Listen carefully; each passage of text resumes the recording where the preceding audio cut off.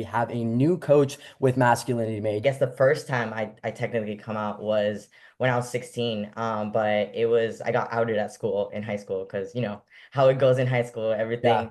At least in Mexico, when they show people like queer people on TV, it's always like a joke of a person. Like it's never like an actual person with like traits and like Yeah. It's like personality. their Does that only make sense? trait.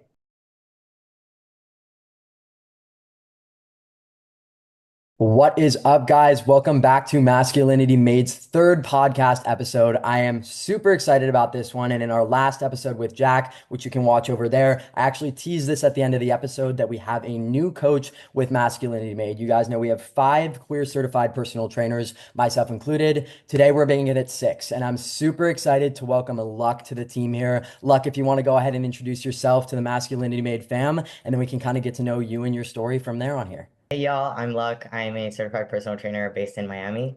I'm super stoked to be part of the MM team, and yeah, I'm really excited to get to know y'all and have you guys know me a little bit more. Awesome. Well, I appreciate you hopping on with us today, Luck, and I'm honestly super excited to hear your story firsthand as well. So we'll kind of just dive into it here today. I know this is a super broad question, so take it as you will, but I'd kind of love for you to just step us through your journey in terms of like, we'll start with just your coming out story with where you are now, how you identify, and kind of how you got there in terms of like growing up and all that. Awesome. So I guess I kind of thought about this because I knew it was a question that you're gonna ask me, and I really wanted to kind of like brush up because like I came out many times, it feels like, and I do see how like coming out sometimes people see it as like this like big like event. Mhm. But I feel like coming out to me felt like it's been something that's happened many times in my life and will continue to happen because like coming out is something that you're doing for yourself, but not so much for others. At least that's how I've grown to view it now.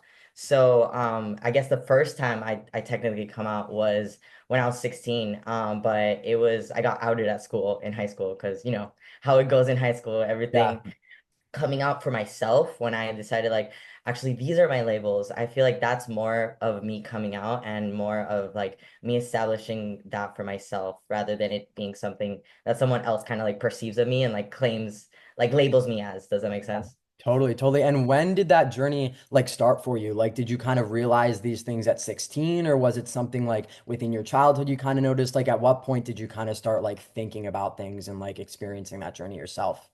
Yeah, so I feel like from a very young age, like I never really felt like, especially with my gender identity, was something that I struggled with since like I was super young. I think maybe even kindergarten when it started kind of like being something that I can remember being an issue because people would be like boys team or girls team, and I'd be like, Yeah, I get you. I was like, but I'm friends with the boys, Yeah. and I'm technically considered one of the girls. So I'm like, where do I go? You know, like I don't want to be on either team. I like, can I play both? I didn't know how to work that. And it was also an issue very much with like my culture because I'm Mexican and in Mexico they have very strong gender roles. Mhm. And that's something that I always just like didn't click with. I was just like, I have to wear a skirt because there's like certain clothing that you have to wear to like first communion, to like the basically the religious events Yeah. that are really tied into school as well, because most of the schools in Mexico follow some sort of like Catholicism or Christianity or something like that, you know? And so very young it was when I started kind of like questioning what is going on because I don't match those things. Yeah. It wasn't until I guess I grew concepts of those like uh labels that I was finally being able to be like, oh yes, like that aha moment. Yeah. I would say probably when I accessed internet was when like around 10, 11. That's Mhm. when I was like, whoa, that's Yeah, I was gonna ask that as well. Like, what was the turning point? Because it seems like you grew up in a place that was very religious and had like very strict gender norms. Like, at what point did you kind of experience, queerness, transness for the first time and realize that? Because I ask this question all the time because I think we all notice it at different points. Like Jack and I think both saw like a reality TV show that was like a very skewed version of it. So you said like the internet was kind of a place where you started noticing that and like finding that community online. Yeah, actually, I don't know if you know Noah Fintz, but I Yes. found him on YouTube when I was like super young. Awesome. I don't know, I think I was like 14 or something, was when I finally like saw like a trans person and I was like, whoa, like this is what a trans person is. Because at least in Mexico, when they show people like queer people on TV, it's always like a joke of a person. Like it's never like an actual person with like traits and like Yeah. It's like personality. their Does that only make sense? trait. Exactly. Yeah. Like most of the times they show queer people, it's like that's the depth of it. They're queer. Yeah. And all the butt of the joke is always, oh, you're gay. And it's Yeah. like, what? Yeah. So I never really identified with that either because I was just like, I'm way more Mhm. complex than that, Yeah. to just be the butt of a joke. Yeah. And when I discovered like YouTube, because that wasn't something that I like really even like got into until not later, but I guess when I was a little bit more in my tween years. Mhm. And that's kind of where I actually got exposed to like actual terms, labels, like who, what, where, Yeah. like actual Totally. queerness And or at that point, LGBTQ. Yeah. yeah, totally, totally. I love that. And it's interesting because I feel like when you're so young, it's very easy to like slip into that in terms of like fully thinking and believing morally that being queer is the butt of a joke and that queer individuals are only that and that's their only form of identity. So do you feel that you kind of slipped into that agenda with your surroundings and the media you were consuming, or do you feel you kind of just like, checked out of it until you kind of found that internet place where you realized queer identities were more than just like the butt of a joke? Well, I stayed in the closet as long as I could, because I feel like it was very apparent. I feel like I came out to my friends and like, you didn't know this? And I was just like, right. I guess like I just like acted like it wasn't happening because it was like very taboo with my family to talk about anything like that. Mhm. They're very much the avoidant Yeah. vibes. And so anything that came up in that realm, it would just be like, no, no, no, we don't talk about those things. Mhm. Just like brush it over because there is one other queer person in like my extended family. And it's just not spoken about. And that's how it's like talked about. It's like we don't talk about those things. That's it. Okay. Yeah. Okay, I get you. And that was actually something I was going to ask as well. When you were growing up outside of like the online presences you found in your, early teenage years, was there anyone surrounding you or in your life or a parent that was queer or trans, or were you kind of like figuring this out within your own identity, or were there like role models here and there that you kind of saw from afar? Yeah, in person, I don't think I had any real role models. I feel like the first ever actual person that I've met was when I moved to the US Mhm. because in Mexico people are not out, Yeah. like at least not visibly queer, or Mhm. even visibly like in any way because it's really dangerous. At least it was back then. Yeah. Because the machismo is something that's really strong in Mexico. Hmm. And basically machismo is basically censoring men or like being in some way misogynistic, like Yeah. basing men as a certain priority or level of status over anything else. Hmm. Hmm. So being out in Mexico at that point was not something that can exist and still 100%. is really hard to do. Yeah, I'm sure. I'm sure. And I'm sure it's interesting to see the differences being in Mexico versus being in the US. Like, what was that like culturally in terms of your journey and your identity living in both of those places? Like, did moving shift your experience in any way, if possible? Like, walk me through if that shifted anything for you.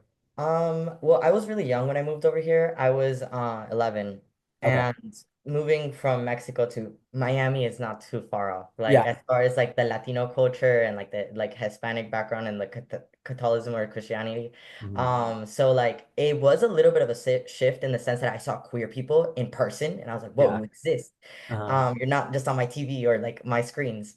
But it still is very much with that background of the Hispanic culture here, Totally. because it is predominantly Cuban, and very like South American influenced. Yeah. So one thing I do notice a lot about here compared to places like up in the north is that there is queer people, but I mean, there is gay people that it's not queer in a way. Yeah. Hmm. Yeah. I've definitely seen a lot of people speaking out about that as well. And I think that it's definitely something that needs to be talked about as well. I mean, Luck, with that being said, I know you mentioned to backtrack a little here, you came out to your friends and then you kind of also got outed at school as well. How did you kind of, in terms of when you got outed, how did that impact you or how did you deal with that or, maintain mental health or not, if, that's applicable? How did that go for you, that experience? Yeah, actually, that was terrible. When I was 16, I guess this is kind of relevant to that time. My I had gone through like a lot of testing about like my hormones because I was having hormones issues since a very young age. Mhm. And so they had put me on HRT for estrogen. Okay. And because of that, I was distraught because I just got outed. I was on estrogen. Yeah. And also my mom was really upset at me for being gay. Okay. So much so that she like kicked me out, and I was like experiencing homelessness when I was 16 as well. Okay. And at that point, like because of the mix of the situation, oh, also my stepdad died at that time. Like Okay. this all happens like back to back to back. Yeah. Yeah. And at this point, I was just like really, really mentally unwell. And that's when I first started therapy. With my first therapist, with bless her soul, she saved me because she actually grounded me in a way that at least put into perspective like the work that I had to put in to be able to like show up for myself. Yeah. Because I wasn't for some time because I just kind of like gave up on like trying to make myself live, if that makes sense. Like I was just using like this mask for a long time and Mhm. like using that to live and not actually creating anything for myself, like who I really am. Does that make sense? 100%. So I was kind of like living for someone else and like living for this like idea of like what life could be like. Because at least what my mom mostly, what projected for me was that I would get like married to someone and they would take care of me and I would have kids and all this like this whole like track of life. Yeah. And like I thought that I had to commit to that and do it. But after all those things happened to me back to back to back, and I was like so down on myself, and I met this therapist and she kind of like brought me back into like being like, but you're not living for you. Like you gotta do that. And I was Yeah. like, oh my God, you're so right. And so that's when the ball started rolling about me kind of like shifting my perspective and more like, who am I? Who do Yeah. I want to grow up to be? Like, what am I investing in myself right Yeah. now with, because I wasn't in any way. 100. Like I just did everything that I thought other people expected of me to do. And that's kind of how I cruised, which Totally. felt like autopilot. Totally. And I definitely get what you're saying with that, writing your own narrative at a point, your life is kind of planned out for you. And I think every household has that to an extent. And it seems like what you mentioned with religion, your culture, and all of that, it was very much so mapped out in a way that wasn't aligned with who you ideally wanted to become. And I think that having therapists is definitely such a game changer. I experienced a very similar experience with therapists in the past, with gender, sexuality, anything within your life. I think it is so crucial and pivotal to kind of just have someone outside of your mind, talking at you. Because it's kind of, as you're in the closet, you're going back and forth with yourself. And then at a point when you have someone else telling you, like, this is what's happening, like, what are you doing for you? And you're like, oh shit, I think that that's super pivotal. So, you mentioned at that point when you got outed, I know you mentioned that this was like, something that happened at school, I think. And then did everyone kind of know about this, family, friends included? Was it like in one foul swoop, everyone was kind of aware of it? No, I guess it was little by little. I made the mistake of dating a teammate on my softball team. I've been So, there. I guess you. yeah. So obviously the drama got dramaed and the tea got spilled. So little by little people started finding out. And then one day I'm walking out of school and I'm going to my car and I see that someone wrote stuff on my car, but everywhere, all over. It was like all these slurs. And I come to find out that it's actually one of my teammates who did that. And they did it Wow. as a joke because they were like, oh, well, everyone's saying it already. Like, what? Like the school got involved because they're like, are you getting harassed? Like, what's going Yeah. on? Like, we need to know. Like, and I'm like, no, no, no, it's fine. I downplayed the hell out of it because I was just didn't want attention from it either way, you Yeah. know? Mhm. But that's also why my mom found out because like the school called and was like, confirmed for sure. Okay, I got you. Yeah. I got you. Yeah, so Yeah, they yeah, were yeah. like trying to make sure you're okay, but it kind of like bit you in the ass in the end. I got Yep, yep, you. Okay, yep, okay. yeah. Yeah, and at that point, I know you mentioned like at that point you were just coming out as gay. So walk me through kind of after the fact what that pipeline looked like in terms of from figuring out your sexuality to like your gender identity and all that. Yeah, so after high school, I really wanted to get out of Miami or just like out of my house in general because I had experienced homelessness like a few times after being 16. And Mhm. I was like, I just don't want to experience that anymore. I want to like make sure that I have my at least like housing secured and that can't be taken away from me. Mhm. So I decided to become a sailor and I traveled to Tahiti. And I joined a crew, a sail crew, and I worked with them for a while. And in that trip, I was like, I'm trans. Because I was like with myself for so long and Yeah. journaling like every day. I was journaling. I had this like, those moleskins to Yeah. like the thick boys. I Yeah. had filled it. And every day I'd be like thinking about this thing. I'm like, yeah, and I don't feel like a and then I'd stop. I'd be like, wait, don't say that. You know what I mean? Like I'd be like, Yeah. oh yeah. Enough And then journaling for today. yeah, I know that's enough. That's enough. Yeah.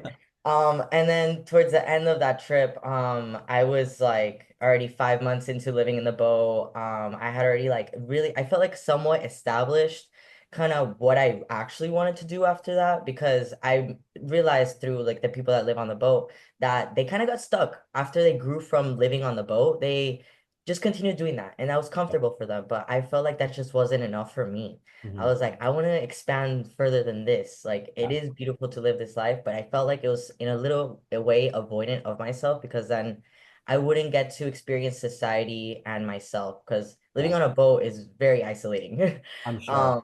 Yeah, like there's trips that are about 2 weeks where you don't see land, and that Wow. was intense. That's Um, insane. It's so interesting to hear that because it's like you go from being surrounded by like a bunch of people, those little voices in your ears, family, friends, people at school to absolute nothingness. I'm sure that was like a complete awakening for you. Yeah, it seems like it.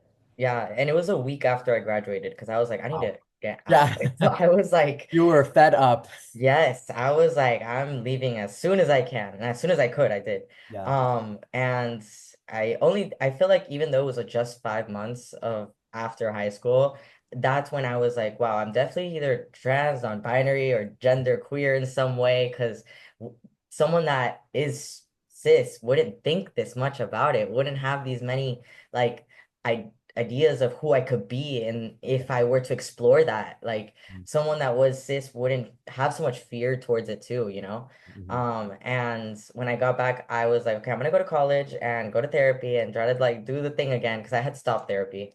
Yeah. And I got a therapist with with my college. And there is when I experienced my first like trans friend group and like my Awesome. first like actual queer community because it was also outside of Miami. It was in Orlando. Okay, gotcha, gotcha. And how was that from the community you had growing up versus having like a community of understanding and support? I'm sure that was like extremely pivotal in you being able to openly explore and express your identity and, even bounce off other people as well. I know that that's something that I talk about a lot in my own personal journey is I was like the only, queer gender nonconforming person in my high school. And I grew up in like a very liberal town, but at the same time, I didn't really feel a connection to anyone or sharing those experiences. So I'm kind of interested to know a little bit about what it was like from being surrounded by maybe that lack of support you experienced growing up to that overwhelming amount of not only support, but understanding. Like, how was that for you in your journey?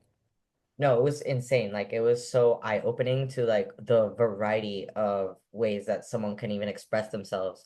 Mhm. Because I went from like experiencing gay culture in Miami where it's like basically like very cis het kind of way of presenting themselves or expressing themselves to going to Orlando where I feel like people are so expressive and Yeah. so like outside of the binary, and that made me really just like allow myself to explore a lot more than I had in the past because I felt like in high school I kind of like stuck with either looking somewhat mask in between, somewhere safe where it's like just not anything outside of what would be misconstrued, Yeah. and then once I was in Orlando, I was like using makeup again and like painting my nails and Love like it. mixing things in ways that I never thought I could before because I'd be too scared to dress that way. Mhm. Like I was being really loud with the way that I am. I love that. Yeah. And I think that that's so important. And it's something that I think, brings back the root of masculinity made and why we do what we do is for two things that you mentioned, community and that self-expression and rebranding that identity. The community aspect of things is so important. I say this all the time. You are 100% a product of who and what you surround yourself with, and I think that that's your story is a prime example of that. Being able to be surrounded by other like-minded queer individuals is absolutely incredible. And it seems like it really helped you, build that identity for yourself. So it seems like, and mark me if I'm wrong here, throughout your high school experience and school years, you were trying to like fit into that box, not step on anyone's toes, just kind of like trying to be more discreet with it. And then being loud and proud and expressive of yourself kind of allowed you to define your own identity in that way, which I think is super cool. So, in terms of going from that point A to B, I guess my question for you would be, I assume it was a struggle to build up more confidence within your identity after being shown that lack of support in your younger years. Like, how did you stay confident and, continue to keep exploring this after going through like those hardships growing up and all that? Honestly, it was like a lot of like going non-contact with people that kind of cross my boundaries. Mhm. And like learning how to like also set boundaries for myself and like not allowing myself to be around people that limit themselves in a way as well.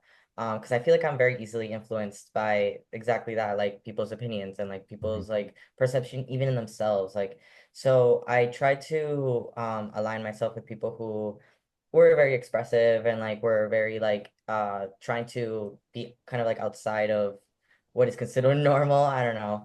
I went to like the extreme. Like I Mhm. went to like how uncomfortable can I make myself so Yeah. that I can become comfortable. I love that. Awesome. I think that that's super cool because it seems it's like a lot of people like take little steps, and it seems like you went from like being surrounded by a bunch of people to being by yourself on a boat and then being like from very 0 to 100, which I think is super cool. And it just goes to show that everyone's experiences are so different in that way as well. So that's definitely a story I think that a lot of people can connect to, is like setting those boundaries and the importance of that. So I guess one last and final question I have for you on kind of your journey there is, was it really hard for you to set those boundaries and make sure that the people in your corner and that you were surrounding yourself with were people that had your best interest in mind? Like, I'm sure that was something that you battled with in your head for, a decent amount of time before biting the bullet, or maybe not. Like, how did that kind of work for you? Oh, for sure. Like that, I think is the hardest thing that I still I'm working on. Yeah. Like, and I think I will work on the rest of my life is to learn how to like set healthy boundaries and like doing in a way that is not that is assertive and like still with gentle and care and love, you know? Totally. Because doing that most oftentimes you have to do it with the people that you are the closest with, like your family, your partners, your Mhm. friends. And navigating those conversations are so difficult. Totally. And so that's why I feel like learning and starting to do that from a younger age is ideal because it's like kind of like learning how to drive. Like you're always getting better, and the longer you Yeah. do it, the better you are. Mhm. So definitely like the hardest thing to do, but also the best thing you could do for yourself. Totally. And I think that that's super cool how you worded that, is doing it little by little instead of, just kind of biting the bullet right then and there, having tough conversations that aren't about your sexuality or gender. So you can get used to those things, like easing your way into things so you can feel kind of more comfortable in the situation and more ready for it when you're in a place that you feel safe and confident to do so, is kind of what you're saying. Yeah, yeah, exactly. Like, I think establishing small boundaries with yourself first, and then like slowly kind of like expanding like to like your friends, and then maybe your family, like as it goes deeper and deeper, you know.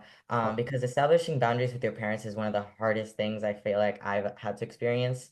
Mhm. Especially with parents that don't know how to hear your perception of what's going on, and Yeah, they often just see what they want to see out of what's your life totally. and trying to like navigate like still loving them and detaching yourself to like their opinions and their way of seeing you in that way. Totally, 100%. Well, like, I really appreciate you sharing that as well. And I think that something that's really interesting within this is, where kind of fitness started playing a role for you in all of this as well. So, talk to me a little bit about when your fitness journey started, and then maybe, from there we can talk about where it really impacted you and your journey, finding yourself and your identity. So kind of run me through the start of your fitness journey as well. So fitness has been something like really relevant in my whole life because my parents were chefs for professional athletes. And they always brought me up on like being healthy and like eating good and movement and all this because my dad also was super into fitness himself. Like he was doing CrossFit at 5 a.m. and then doing MMA at 6 p.m. and Love then it. he would go on a run in the middle of the day for what reason I don't know because he was always so ripped. So I was Yeah. like, wow, like you don't gotta do all that, but he did. And my mom was like a health nut in some ways, a little bit bad for me because like I also became extremely like anal with food. Yeah. But after that, like in high school, I was allowed to finally join sports because my mom didn't want me to play any like masculine sports. She had me in ballet actually for like 8 years. Mhm. And I did that and I kind of like developed low-key a good physique because of it. Oh I yeah. hated it. And then when I started sports, I joined soccer, cross country, track. I Wow. also did softball and swim and water polo. Wow. Yeah. Damn, that's a lot. Yeah, I ended up playing 6 sports in high school just because like I was very versatile in like different environments. I grew up in front of the ocean, like in Mexico. Like the ocean was literally right across the street from my grandma's house. Mhm. So I'd go swim every day, and so I was a really good swimmer. Mhm. And when I joined the water polo team, they're like, "You should do track too, because you like breathe good." And I'm like, "Yeah, Yeah. I guess I should do that too." So that's Right. just how it happened. It went from one coach to another. Like this kid's good. Yeah. Yeah, no. And so I just like joined everything. Wow. Eventually, like because of the sports, they had started my junior year, they started basically like weightlifting at school for the athletes. Yeah. And that's when I fell in love with weightlifting. Like I was just like, this is it. This is forever now. So that one like clicked for you immediately. Yeah. No, the sports, I mean, I love sports. I could play anything. I'm super down. But then the weightlifting was like, I could do this outside without no one else. You know what I mean? Like, Yeah. I don't require a whole team to do that. So I was like, Totally. this is I think awesome. that happened with me as well. I grew up in high school. I played like volleyball, club volleyball. I was like a professional skater for a while as well. So I had like a lot of different outlets there. And I think that I felt the same way on my end where I was like, this is such a way for me to like take something and be kind of independent with it. And I think that there's specific types of people that thrive in like teams and people that thrive in like doing their own thing. And I think that, both are super awesome. But I think that with fitness and lifting, in the back of my mind, it was always kind of just like for a deeper reason, to kind of just look a little bit more like I wanted to look or wanted to present as well. And I think that, fitting into like the stereotypes of sports was something that was hard for me growing up. Like I was like the captain of the girls' volleyball team with French braids in my hair. And I remember I was like, what the fuck am I doing? I remember I quit it junior year and I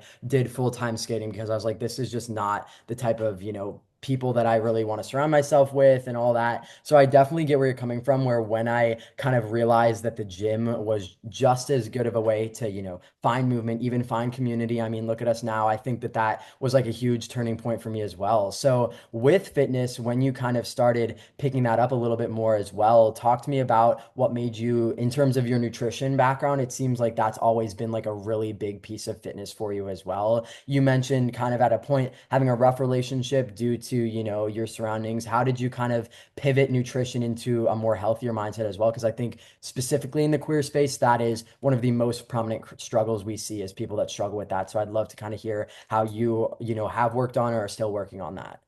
Yeah, so because of ballet, my and also my mom's influence, they like kind of put into my head that I had to be really thin, like and like be to a point where I can see bones, like for me to be like, okay, yeah, I'm good, which is not okay for a Yeah. kid to think of Yeah. themselves like I need to be able to see my bones to, which is so Yeah. sad, Mhm. looking back on that. And I got to a point in high school when I was like, I don't want to feel like that anymore. Like, I don't want to have to like have a checklist of what I need to look like to be able to feel okay in my body. And Yeah. I also realized that I didn't even want to look like that.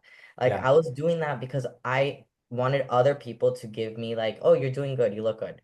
Yeah. And when I got to start playing soccer, my coach was sapphic, like a lesbian, and she like I was like, whoa, I could look like that. Yeah. That'd be crazy. And so she was very like strong, like I would say she's in the buff range. Yeah. And I was like, oh my God, I need to start eating. Like, Yeah. and so then it took some time because I did struggle with like eating disorders when like before high school, when I was like a kid. Yeah. And in high school was when I actually had like a role model being like my coach being Yeah. like, no, you need to like get stronger. You need to get like a little bit girthier so that you don't I get love pushed that. down when we play soccer, you know? Because like I was like a little like the wind would blow and I'd be like, ah. And so I was just like, I need to get stanky because I'm short. And so like these girls, like the other teams, they'd be in the like 5'6" and I'm 5'3", you know, like I gotta be like actually Yeah, holding my ground. And that's kind of where it changed the most for me as far as like not having like fear against food or not having fear against like eating too much. yeah, Instead I started focusing on like what can actually get me to where I want to be. yeah, And that's kind of where I started learning a little bit more about what my dad was doing instead. And learning like what was protein and why does he eat protein and like yeah, why is he so focused on like having his eggs in the morning, you know? Because he totally. was so religious with his food. And so I was like, I wanna learn that. I wanna get into like how do I get into a more like athletic build and how do I make myself just feel a little bit more strong in anything that I do. Yeah, yeah. From Yeah. a point of functionality, I think that that's super important, being able to realize, looking a certain way and, just based on what kind of people are saying around you and versus being bone thin versus being healthy, muscular, I think is such a important thing to note in terms of fueling yourself and realizing that. And I think that that's something that 100% translates into your coaching style from what I've seen is the focus on nutrition, but not only that in a sustainable way, knowing that one size does not fit all. And, what we might start out with might not be what we do 2 weeks in, 2 months in, 2 years in, whatever the case may be. Just finding that sustainability over time is huge. So I think that that's super cool. I remember I also had like a really buff lesbian health teacher as well that I had the same exact thing with. I was like, oh my, she was definitely on steroids or something. I think she was like she was insane, but I literally remember like people in my grade would like make fun of her and be like, "Oh, like why does she have muscles? She's a girl." And I was like, "Wait, like I think that's kind of funny." I remember Yeah. it was like gears kind of turning for me as well. So I think that that's super cool. I mean, in terms of the fitness and all that, talk to me a little bit, Luck, about how you kind of caveated into, posting your fitness on social media and more so pursuing it as a career as well. What really made that be, where you wanted to take things with your career as well? So I originally started posting on TikTok because I really wanted a community. I had came back from college because of COVID. They kicked everyone out and they're like, go back home. And at the time, I didn't really have anywhere to go. So I was living out of my car. Mhm. And it was chill though because it was COVID and no one was out. So I was basically living at the beach and no one knew. And I felt like I was I don't know, on an adventure the whole time. I don't know, it was Yeah. so fun. I kind of miss it sometimes. But yeah, at that point, I started posting and I was just doing pull-ups and like random outdoor stuff and workouts just because like I had nothing to do, you know, like, So it and started with the workouts. yeah, yeah, it started So with the workouts. It started with me like climbing trees and like I love it. running in the beach and like just random stuff like that. And eventually I started like just posting myself and like just random things I would do to one, yeah, find community and just like be in this space because I didn't see queer people. Like I don't see it's Yeah. really hard to see queer people here unless you're like in the partying scene. Yeah. And the partying scene here is just really unsustainable as well and really toxic. So Mhm. it like I could go out into the spaces every once in a while, but it's not somewhere I want to be like frequent at, you know? Totally. And then after a while, I was like, oh wow, like the working out is actually like showing me results. Like I should probably like share what I'm learning, you know? Yeah. I do base that a little bit on my Sagittarius because I feel like as soon as I learn something, I want to share it. Like as soon as I'm like, guys, this thing. So I want to like share it with everyone. And given that I didn't have community, the only way I could connect to it was online. Mhm. So I was like, okay, might as well like share it with my people online. And that's how I kind of like got into the groove of things of just like sharing and sharing and sharing. Yeah. It also felt like a little bit like exposure therapy for me. That's kind of what I was talking about earlier, where I was like, how can I go to the other extreme of like, I don't like being perceived, but I'm gonna make myself as perceivable as possible. Yeah, yeah, like put myself on the internet. I think that that's super cool, going, just putting yourself into these uncomfortable positions so you can learn and grow as a person is definitely admirable. And I think that that's easier said than done. So it's super cool that you continue to push those boundaries within yourself to grow as a person and build that confidence as well. I think that that's an insanely cool and incredible perspective that I haven't heard before on here as well. So I love that. I mean, in terms of your social media, it seems like when I was kind of coming up on social media versus you and Jack or whatever the case may be, you guys were a few years behind me as well, or ahead of me rather. So talk to me a little bit more about when things on social media took off for you and like how that maybe impacted things for you. Because I know that social media can be a blessing and a curse, in terms of being perceived, it can be a person's worst nightmare. So talk to me at any point if there was ever a point where you were, having negatives or positives to it, like as you kind of started growing, what did that really look like for you? So, I feel like I kind of like started posting a lot towards my sophomore year in college. Okay. And that's when my TikTok kind of like blew up. Hmm. Because I was posting a lot of videos about like my hair and like the creative things that I do. Hmm. And that kind of blew up. And not so much my workouts because I feel like I kind of like winded down on that a little bit. Getting into like college was something that I really wanted and I really wanted to be in, but then the culture of college was something that kind of like took me down the wrong path and kind of I didn't prioritize my health anymore at that point. Okay. Mhm. And because of social media, like I was like kind of like on this group of like it's okay because I'm having fun and everyone thinks this is good, you know? Yeah. And then I did hit a point where I was kind of like in a way shit posting, you know? Hmm.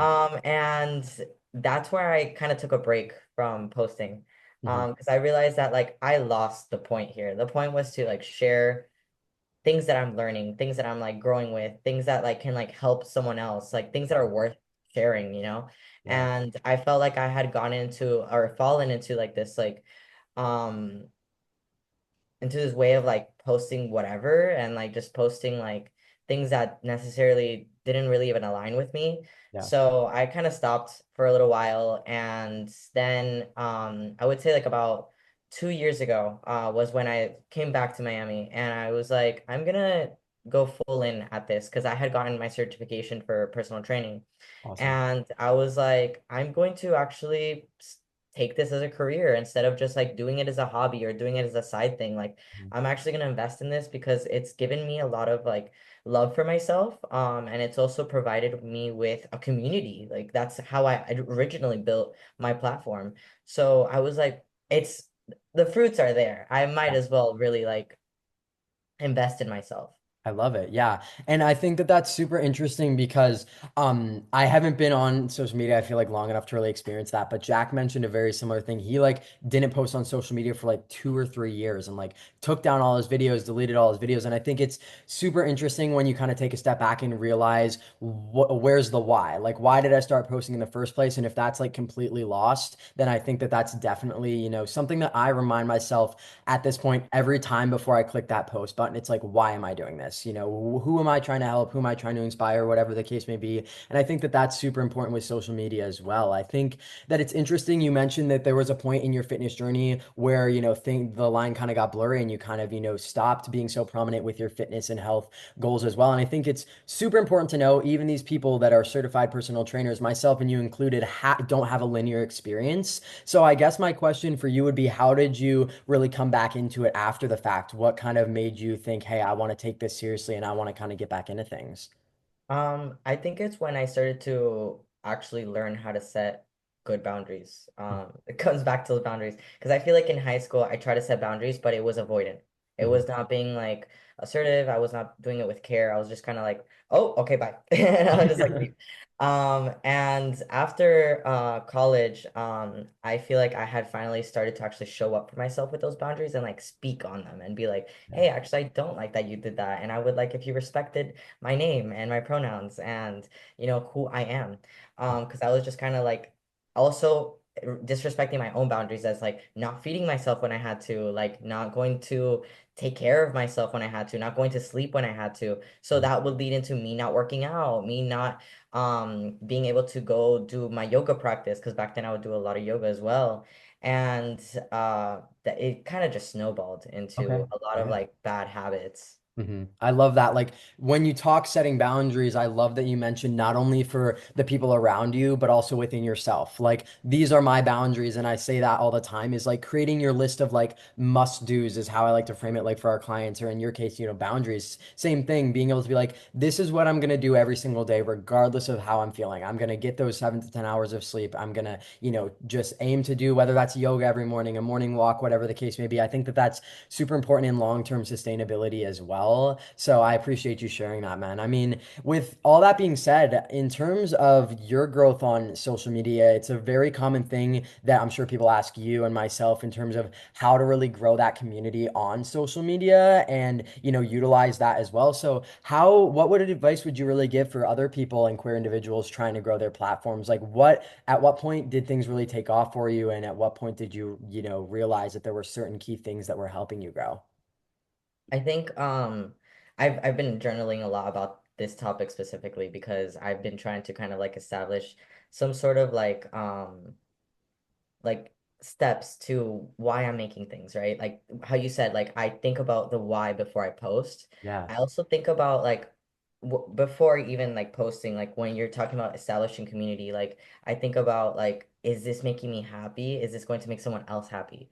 Yeah. Am I gonna enjoy making this video? Am I gonna enjoy watching this video later? Because I feel like a lot of the times that I'm online, I'm also just kind of like looking at what I've done in the past. Like, wow, that Yeah. was a good video.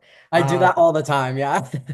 Yeah, and I love doing that. So if someone wants to like go and try to like emulate what we have, it's to go try to have fun in that space, like to consider their page as their little corner on the internet and to be as authentic to themselves and their community so Yeah. that they can actually establish like authenticity online. I feel like that's one of the biggest things when it comes down to like showing up in an online presence. It is very curated. There's Mhm. no way that it's not because we're the ones clicking the button, clicking the Yeah. edit, doing this, doing that, you know? So when you show up to go film something or you go up to like create anything, like try to make it as authentic to what you think is good for you and like what you would like to see online. Totally. After that, like opinions are everywhere and they're cheap, you know? Mhm. So don't take other people's opinions when making something. Always like try to see this for yourself and try to see it for like what you find interesting, what you find like fun for yourself. Totally. I definitely agree with what you're saying in terms of being authentic to yourself because with posting on social media, specifically consistently being the main way to really grow a platform, you can't really do that without being authentic to yourself. It will at a point just crumble and burn. And I think that that's super important, like you mentioned, like remembering the why, whether it's for yourself, for your own personal journal. I love how you kind of frame it as like your own corner of the internet. I remember you said that in a video, and I was like, that is so interesting. I totally get what you're saying with that. Like, these are your people, your community, and sometimes a video will go way outside of that. And I think that people really think that that's what social media is because it is. And I think a really big thing that kind of deters people from getting started in their posting their content and all that is when a video does go past your little bubble of community and get to the rest of the internet. At any point, has that, ever impacted your mental health in terms of like negativity online? Is that something that you've really experienced? And how do you really, combat that and stay positive with everything to post for the people that actually matter and are in your corner? For sure. I've had many videos get to like the like hateful side or like Yeah. the Republican side of ever Uh-huh. wherever it is existing. And sometimes those notes really do get to me because it's like very much on like specific things about me and like what I look like. Yeah. And those are not things that I could obviously change like right now. Mhm. And so I at least try to like remember that like people's opinions, like I said, are cheap and Yeah. they at the end of the day have nothing to do with me because it's their perception. I think that there's like three categories. There's like the ignorance, Mhm. there's the like unexposed, and then there's the plain mean, like, right? Mhm. So nothing to do with me. Like that's all 100%. on them and their perception of who I am. I try to remind myself of that and I try to like not look at those comments and even delete them and block them. I'm like, you get Yeah. blocked, you get Hell blocked. yeah. I And that think makes me that's feel the important. better. Big creators and small creators, don't be scared of that block button. That's something I Yeah, swear by. So I definitely agree with you. I mean, a lot of the times, whether that's filtering certain things in your comments, whatever the case may be, I think that it's super important to realize, like you said, those people's opinions. I love how you framed it as like these opinions are so cheap because I totally agree. Whatever someone's opinion is on you, if negative, it's just due to something within themselves. And that's always going to be the root of it, is them not having the confidence, them being insecure in their masculinity. You'll see a lot of these people are like cis het Republican men that are, saying, oh, you still look like this, that, and the other. And it's like, yeah, very clear at a point where I'm just like looking in these comments and I'm like, it's very clear that these men are just not comfortable in their own masculinity or whatever the case may be. And I think that that's something that has definitely helped me out as well. At the end of the day,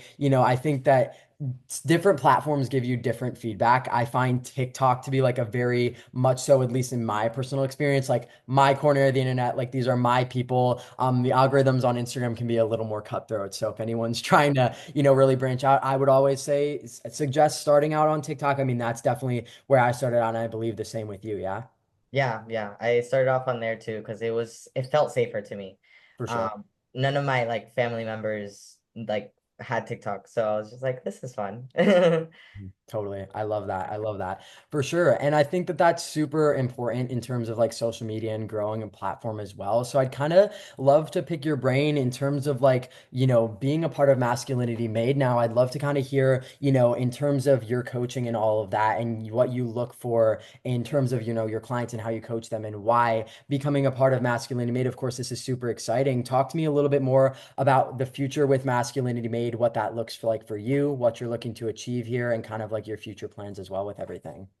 Yeah, so I was super super excited when I saw you post that you guys needed like another coach. I was like, yes, finally. Because I am definitely very neurodivergent and I have a lot of hobbies. Mhm. And not just hobbies, but like also careers. Like I cut hair, I am a personal trainer, I do group classes, I do swim lessons, like I like do a bunch of stuff. Mhm. So when I saw that you had posted that, I'm like, finally, I can have a community that does this specifically, and I Yeah. could like grow with someone else. Because I feel like for me, it's kind of hard to just invest everything my brain wants to give to one thing. Yeah. But when I have like a team behind me and I feel like I have support to be able to grow in this space, I'm way more motivated to go and like invest in that. Yeah. Because it does feel like it's a collaboration rather than just like, okay, like you do this thing, like, and you have to do all these tasks and wear all these hats. Mhm. And sometimes I don't want to wear all those hats. Yeah. So it's really nice that I'm able to kind of like in any case, like Jack has been a huge support as a head coach. Like he's really like helped me guide in through like difficult situations sometimes where when I was coaching on my own, it was like I only got my one brain, Yeah. and my one brain is handling all these other things right now, Yeah. personal or like work related or like just like friends even. Yeah. And being able to just kind of like bounce back with ideas with someone else is something that's huge for me. I love. Not just that, but like the community that you have already established with MM is something that I really, really wanted to be part of. Because it is like such a beautiful thing to be around so many queer people, Totally. especially that all are very interested in the fitness like environment. Totally. I mean, it's such a niche thing, and I totally get what you're saying with that when it comes down to, having a mastermind group of people working for one mission and one goal. I think that that's always been kind of my vision with this as well, is everyone has their own skill sets. For example, if we need a spreadsheet to get built, Jack's going to be on that, versus if we need something creative or design wise, that's something that I love about you is you're a very creative person. And I honestly, something I envy in a lot of people. Creativity is something you can't really teach to yourself. Some people are honestly just born with that. And I think you're definitely one of those people, which I think is awesome. And I love that. And being able to, expand you into this community and just have a group of people working on one mission, I think is so important. The more hands on deck we can have, the better. And I think that at this point, like I said, we're super excited to have you on board here, Luck, and I appreciate you sharing everything with me as well. I think the last thing I kind of want to ask, in terms of advice for people that have maybe gone through similar situations as yourself, in terms of coming out, setting boundaries, finding your people and your community, that seems to be the main takeaway I'm getting here. What are like the main things you've learned and like the main pieces of advice you would give to maybe someone in like a few steps earlier on in their journey that you find would have been pivotal for you to hear? I think one, like establishing your sense of love for yourself, I think is something that I wish I had like tried to invest more time in. Hmm. Specifically like talking to myself with self-love is Yeah, something that I wish I had started off doing a long time ago because it's something that you have to practice every day. totally. Because I had this one therapist like tell me like say that you love your body and I would cry and I'd be like that's not okay. Yeah. So I think that if people really want to like start that journey with themselves to like get to a point where they feel more confident or just feel like more themselves, I think that is definitely the first step. After that, it'd be finding community and finding other people that validate that self-love and that speak that self-love as well to themselves and to you. Because having people that don't know how to do that self-love to themselves is also like a little bit like something that you have to be aware of, Yeah. because it does affect you. 100%. Again, rooting back to you are who you surround yourself mentally, physically. I think that that's huge. And Luck, your story is incredible. I appreciate you sharing this with all of us. And I'm sure that a lot of people will be able to connect to this in one way or another as well. So, with that being said, I think that this was a really great episode here today. And I think that we can definitely dive into more topics as well. If you guys have any specifics you want to hear from us, whether it's social media, the program, the backgrounds, whatever the case may be, if there's any topics you want us to dive more into, we totally can. But by the time this is posted, Luck is officially a part of the Masculinity Made team. I mean, he has been for a few months now, but at this point, we want to make it clear that if you want to work directly with Luck, you can click the link in our description and you will be paired up directly with him as well. Luck, if you want to just give a summary of kind of your coaching style, what your client experience looks like for anyone that might be interested, then we can sign off here today. Awesome. So yeah, joining my team, Team Luck at the Masculinity team, we basically go first off, talk about your current state and where you're at now. And then based off of that is where we kind of like launch you into this program where we help you, at least for me, is more on like the functional side, more on the wellness side, where we're trying to like not just match like what you look like physically, but mentally as well, Mhm. to get you to a point where you are doing things out of self-care, out of self-love, and get you to a point where you're not going to get burnt out, out of this program. We want you to like work little by little towards habits that help you day to day. Get you to a point where you can actually go to the gym and feel comfortable. Because it's not about throwing you into a program that just like gets you looking good. It's Mhm. also feeling good. That's so important, at least for my type of training. And I really want to share with that with you guys and this community. As far as like programming and all that, it definitely comes down to like each person and their case. So that's kind of what I love about it because it makes me feel like I'm working a little puzzle. Yeah, I love it. I love it. And I definitely think the way you approach things is, very much so based on sustainability mentally, physically, and I love the wellness perspective of things. I think that that is definitely very much so needed. Wellness and longevity of results, I think, is absolutely huge. So, anyone who feels drawn to that sort of coaching style, like I said, the link in our description for this podcast will be strictly going to working with Luck as well. So with that being said, Luck, I appreciate all you shared. Thank you so much for kind of sharing with us your story. It will definitely help a lot of people out. And it was incredible getting to know a little bit about your story myself as well. So I appreciate you sharing everything, man. It means a lot. Awesome. Thank you so much, Grayson. Of course, of course. And if you guys are new here, make sure to subscribe because we're going to go through all the other coaches and do a lot of more episodes just regarding certain topics. Right now, we're just hearing everybody's stories as well. And once we do that, then we'll be able to do on request, maybe even get some guests on here as well. So thank you guys so much for watching, and we'll catch you in the next episode.